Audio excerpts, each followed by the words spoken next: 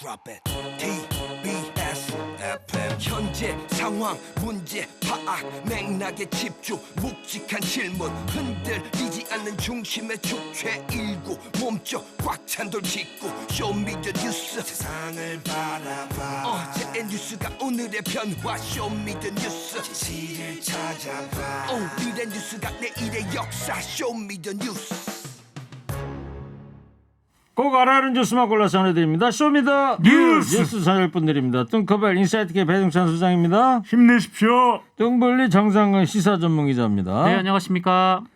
네, 자 오늘 청취자 여러분 오늘의 민심 토크 주제 이걸로 잡아봤습니다. 지금 대통령실 인사 논란이 계속되고 있는데요. 대통령실 전체적으로 인적 개편을 해야 한다는 의견도 나오고 있습니다. 그래서 오늘은 대통령실에서 사람 뽑을 때 이거 하나는 꼭 봤으면 좋겠다. 청취자가 생각하는 기준을 받아보도록 하겠습니다. 대통령실에서 사람 뽑을 때 이거 하나는 꼭 봤으면 좋겠다. 여러분의 고견 기다리고 있겠습니다. 참여해 주신 분들에게는 추첨해서 스크린 골프 이용권을 보내드리도록 하겠습니다. 자, 정상 기자 첫 번째 쇼미더 뉴스는요? 네, 끊임없는 대통령실 인사 논란입니다. 네, 지금 문제가 되는 사람이 몇 명입니까? 네, 굉장히 많이 거론이 되고 있는데요.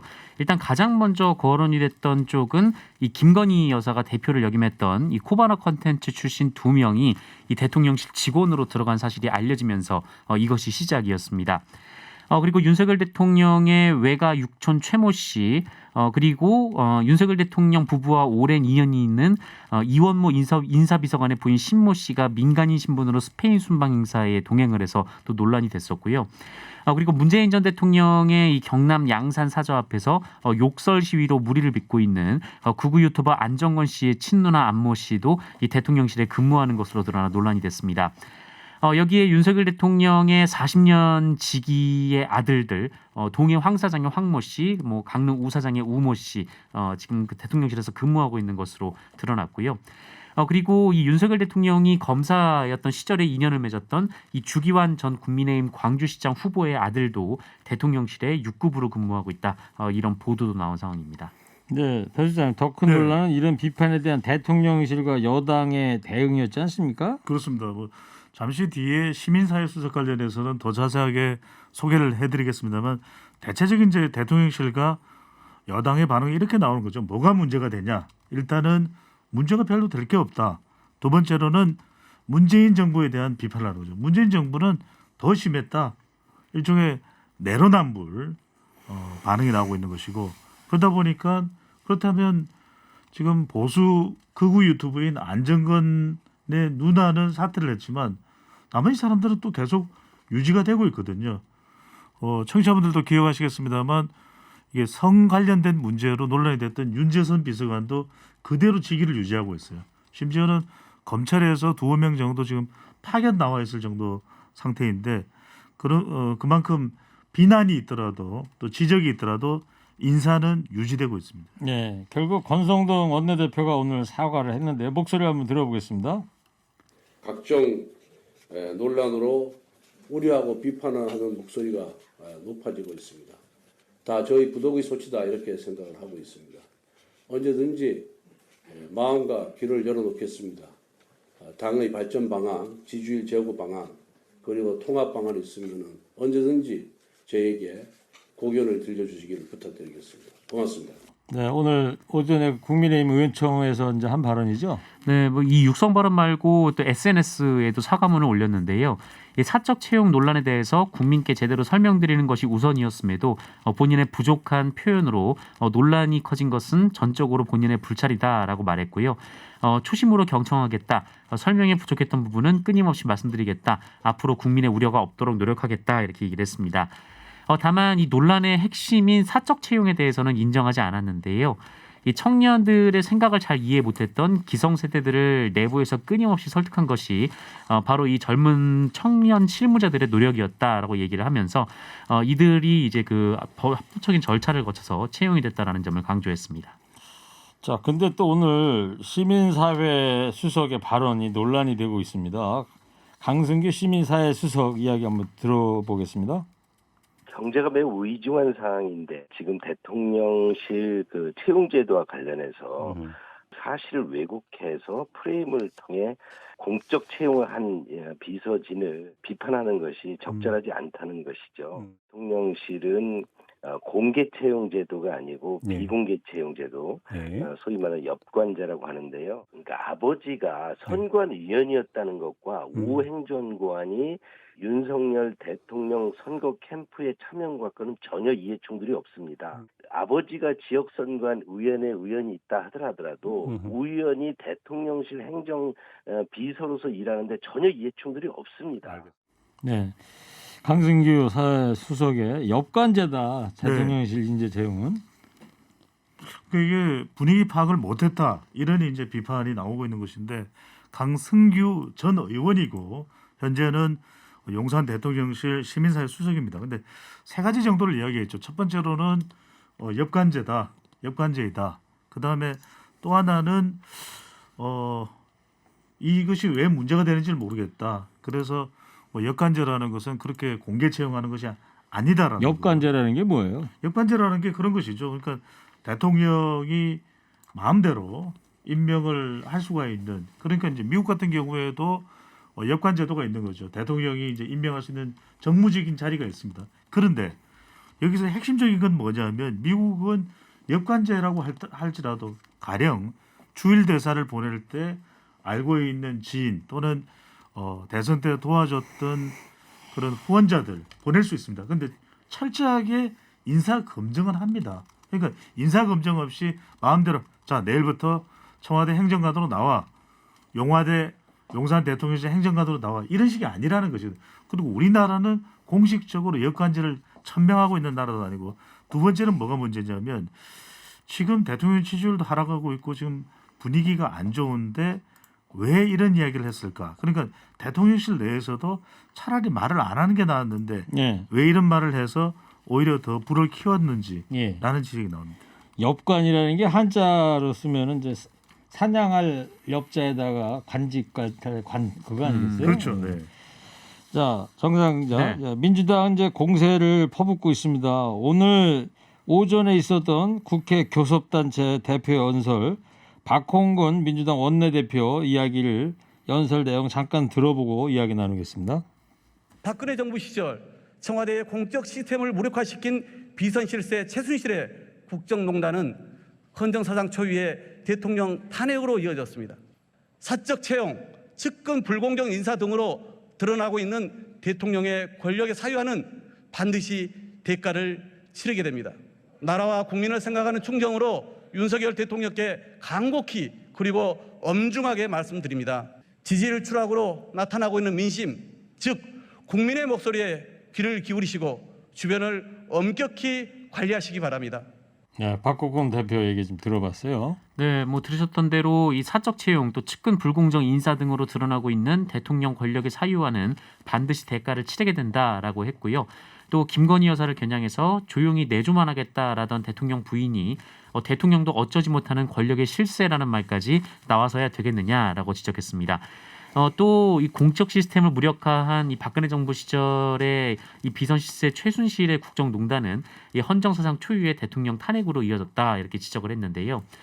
좀 강도 높은 발언이 이어졌는데 그래도 오늘 생각보다 이 원내대표의 교섭단체 연설이 큰 방해 없이 계속 진행이 됐었습니다.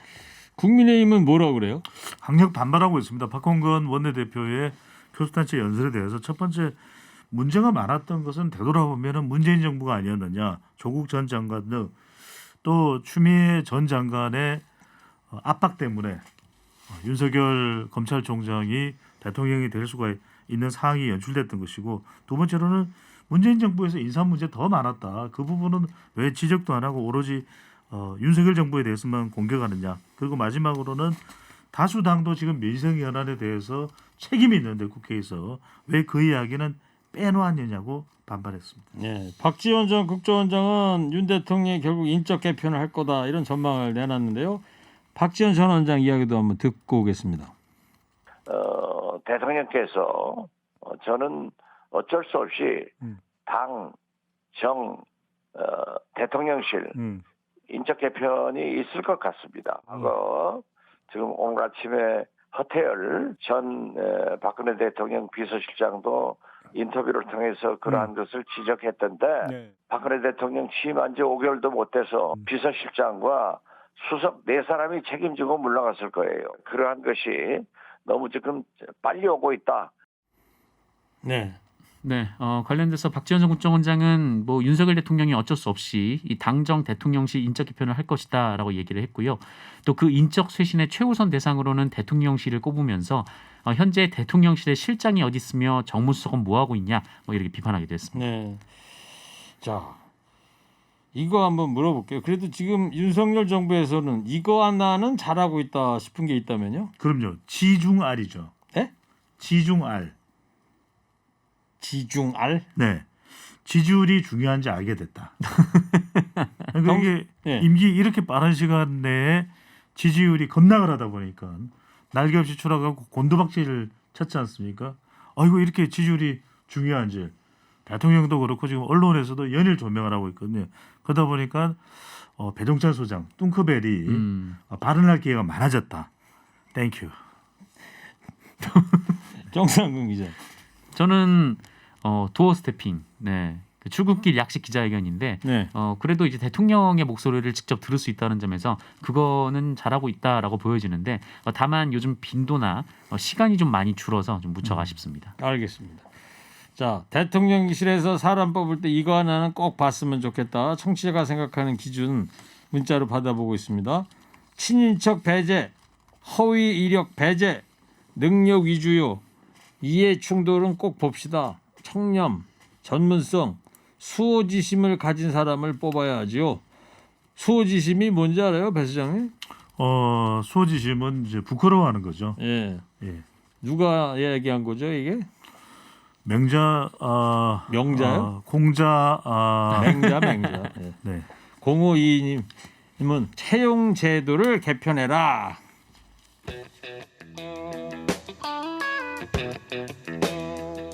자, 두 번째 쇼미더뉴스는요. 네, 두 번째 쇼미더뉴스는 1초 측발 대우조선해양입니다. 대우조선해양 하청업체 노동자 파업과 관련해서 노사 간 의견이 좀 좁혀졌다고요? 네, 뭐 이견을 좁히고 있다는 소식이 전해지고 있습니다. 노조 측에서는 원래 이 조선업 불경기가 있었을 때 이 당시 실질 임금이 30%나 깎였기 때문에 조선업이 화랑을 맞은 지금 그만큼의 임금을 다시 올려야 한다라는 입장이었는데요. 하지만 이제 사측에서는 받아들이지 않았습니다. 근데 협상을 쭉 이어간 결과 사측에서는 4.5%, 이 노측에서는 5% 이렇게 좀 크게 폭을 좁혔다. 좀 이런 보도가 나왔고요. 네. 그리고 이 노동조합 활동 인정이 또 하나의 쟁점이었는데 노사가 좀 적극적으로 의견을 나누고 있는 것으로 전해졌습니다.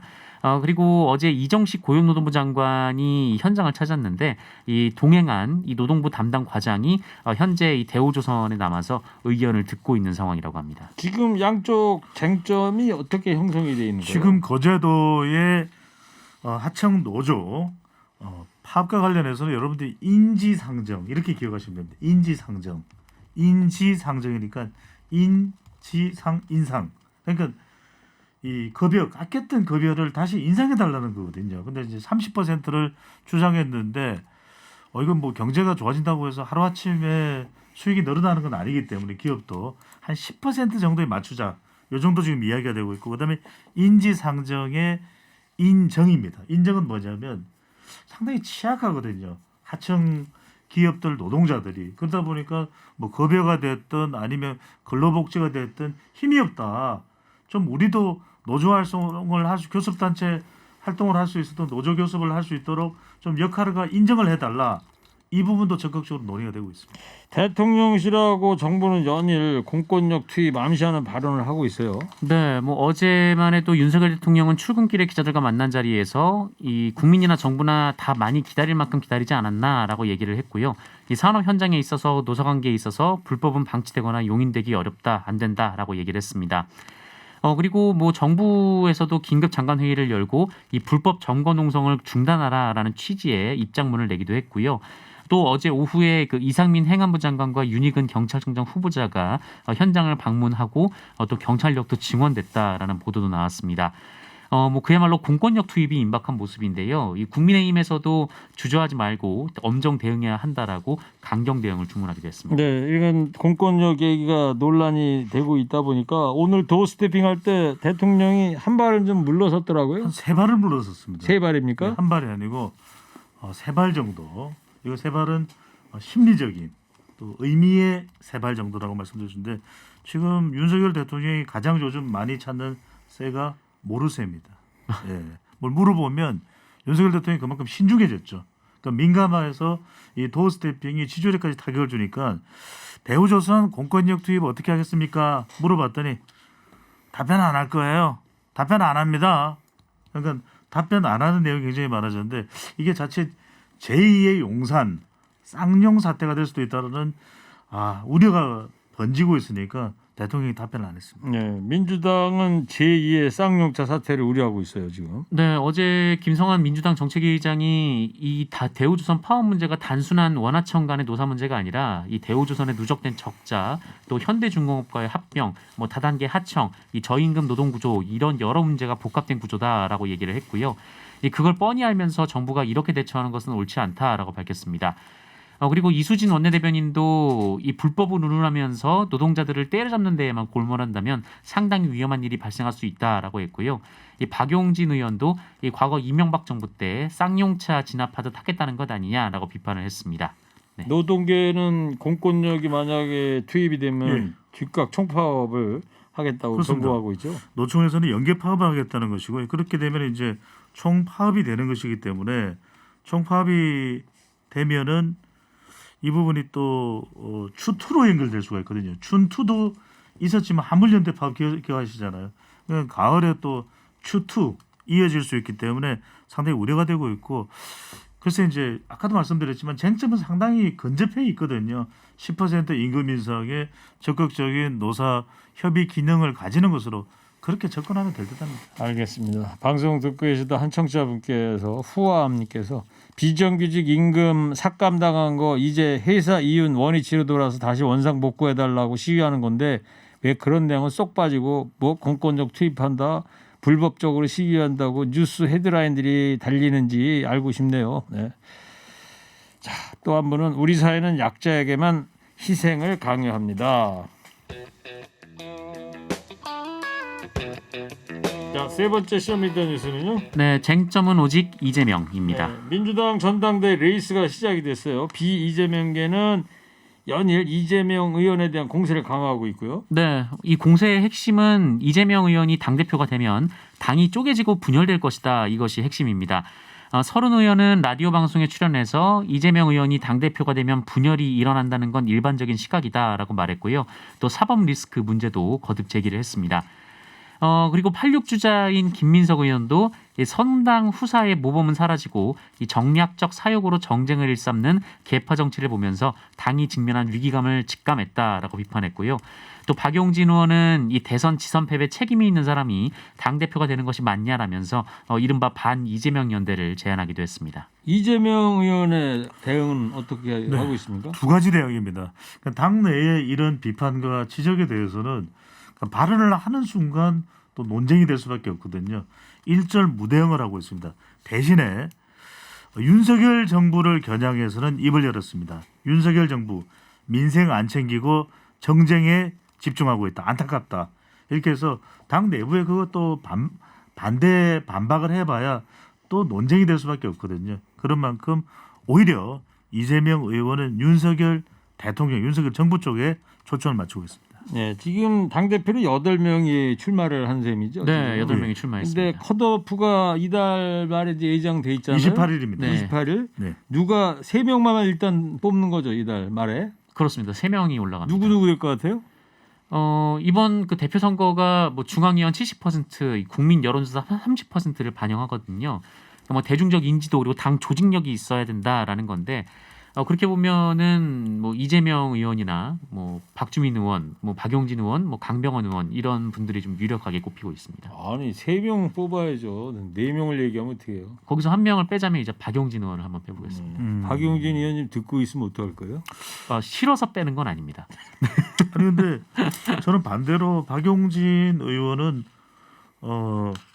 같은 대집인데 지금 컷오프에서 국민 여론조사가 30% 포함되잖아요, 그죠? 네. 그래서 저는 국민 여론 지지율이 상당히 높은 높습니다. 편이에요. 네. 박용진 의원이. 그래서 그 저는 두 분 이따 끝나고 두 분이 알아서 해결하시고 그래요. 예? 자, 전망이니까요. 최고위원은 누가 결선에 올라갈 것 같아요? 최고위원이 재밌습니다. 이게 최고위원이 너무 많이 나왔어요. 17명 나왔는데 결국 이 중에서 5명이 선출되고 컷오프 이번 달 이달 28일에는 8명이 가려지게 되는데 많은 분들이 궁금하실 거예요. 누가 나왔어? 이것도 잘 모르겠어요. 근데 17명을 다 어떻게 하죠? 예, 그래서 잠깐만 이름을 말씀드릴게요. 장경태 17명을 다 얘기한다고요, 예, 지금? 아니야 다 이야기는 안 하는데 장경태, 박찬대, 그다음에 고민정, 서영교, 정청래 이름 좀 들어봤죠. 그다음에 이제 이름 우리가 잘 모르지만 원외에서는 또 박영훈 전 대학생위원장, 또 이경 전 부대변인인데 자 중앙위원으로만 컷오프를 하거든요. 예비 경선에서. 근데 이 중앙위원이 누구냐? 현역 의원, 지역위원장, 광역기초단체장, 강역의회의장 등 약 500여 명입니다. 현역의 입김, 현역 영향 빨이 세다. 그러면 이름 좀 많이 들어본 현직 의원이 될 가능성이 높습니다. 네. 그런 전망은 뭐 누구나 할 수 있을 거 아닐까요? 분발하겠습니다. 자, 그리고 이준석 대표는 지금 윤핵관들 지역구를 돌아다니고 있더라고요. 네, 어제 이 이준석 대표가 강원도 춘천을 찾았는데요. 이 당원들과 만나서 얘기를 하는 그런 행사를 갖고 있습니다. 그런데 지난 17일에 이 부산 광안리에서 이 청년 당원들과 만난 이후에 이틀 만에 강원도를 찾았는데요. 우연찮게 그 이른바 이제 윤핵관 의원들, 그러니까 장제원 의원이 부산이고 이 권성동 의원이 강원도니까 이 지역들을 일부러 찾아서 정치적인 메시지를 낸 건 아니냐 이런 해석이 나오고 있습니다. 네. 다만 이 권성동 의원 같은 경우에는 뭐 지역구가 춘천은 아니고요, 강릉이긴 합니다. 예. 성접대 사건 관련해서 수사 결과 뭐 좀 나오는 게 있어요? 아직 지금? 뭐 당장 나온 건 없습니다. 계속해서 이제 김성진 대표, 그러니까 성접대를 이준석 대표에게 했다라고 하는 인물이죠. 이 네. 인물의 아이카이스트 대표인가? 아이카이스트 대표인데 김소연 변호사가 이제 변호인 자체가 계속해서 상당히 농후하다. 이준석 대표가 네. 접대를 받은 이런 이제 주장만 나오는데 결국 이 수사 결과가 중요할 수밖에 없는 것이 경찰 쪽에서 이야기는 빨리 나오기는 어렵다. 하지만 수사는 계속한다. 그런데 6개월 내에 수사 결과가 제대로 안 나오고 기소가 안 되면 이준석 대표는 돌아오게 되거든요. 내년 1월이죠. 그렇습니다. 6개월 그래서 지나면 이 수사가 상당히 중요하고 또 어떤 결과가 나올지도 이준석 대표뿐만 아니라 국민의힘의 운명까지 결정할 수 있는 거예요. 알겠습니다. 네, 조금 전에 코믹한 발언을 했더니 배 소장께서 네. 배 소장 웃깁니다. 배 소장님 재밌다. 옛다 웃음 크크크. 아이고. 자, 정치자가 생각하는 대통령실 채용 기준 몇 분만 더 소개합니다. 안면 몰수 가로 열고 모르는 사람 채용 원칙. 예. 안면 몰수 원칙이 필요하다. 국민 참여 인사 제도로 내정을 합시다. 보훈 인사는 절대 하지 마세요. 마지막으로 오늘 두 분의 한 줄 평 듣겠습니다. 대통령실 인사 논란이 계속되고 있는데요. 두 분은 대통령실에서 사람 뽑을 때 뭘 가장 먼저 봐야 한다고 생각하는지 한 가지씩만 꼽아주기 바랍니다. 먼저 뚱커벨부터 해주세요. 3, 2, 1. 돋보기. 넌 나에게 모욕감을 줬어. 돋보기요? 네네. 왜냐하면은 지금 계속 잘 들여다봐야 된다. 그러니까요. 자, 이어서 정상근 기자. 3, 2, 1. 이력서. 이 살아있네. 에? 똑같이 세 글자로 했는데 네, 이력서를 보고 뽑은 건지 잘 모르겠습니다. 정상근 기자는 살아있다 그러고. 잘 들었습니다. 쇼미더 뉴스 지금까지 배종찬 소장 정상근 기자였습니다. 두 분 고맙습니다. 쇼미더 뉴스.